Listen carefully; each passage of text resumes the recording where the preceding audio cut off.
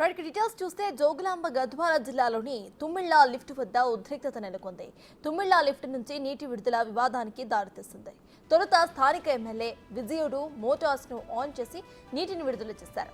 ఆ తర్వాత ఏఐసీసీ కార్యదర్శి మాజీ ఎమ్మెల్యే సంపత్ కుమార్ 600 మంది కార్యకర్తలతో చేరుకుని మోటార్స్ ను ఆపి మళ్లీ నీటిని విడుదల చేశారు.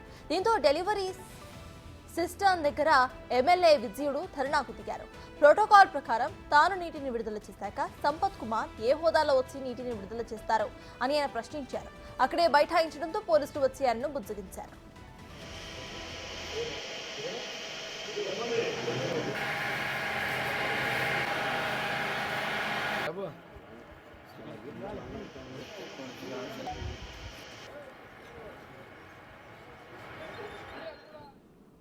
మరోవైపు ఎమ్మెల్యే విజయుడిపై సంపత్ కుమార్ తీవ్ర ఆగ్రహం వ్యక్తం చేశారు. రైతులకు సాగునీరు అందించకుండా బీఆర్ఎస్ నేతలు అవాంతరాలు సృష్టిస్తున్నారని మండిపడ్డారు. ఆయన కాంగ్రెస్ పార్టీని ప్రజల్లో బదనాం చేయాలని చూస్తున్నారని ఆరోపించారు.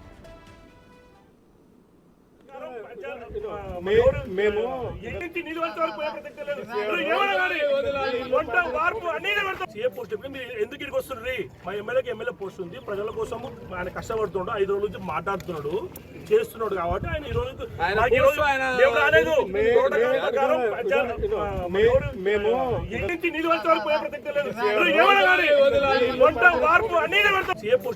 ఎందుకు ఇక్కడికి వస్తుంది? మా ఎమ్మెల్యేకి ఎమ్మెల్యే పోస్ట్ ఉంది. ప్రజల కోసం ఆయన కష్టపడుతుండో 5 రోజుల నుంచి మాట్లాడుతున్నాడు, చేస్తున్నాడు. కాబట్టి ఆయన ఈ రోజు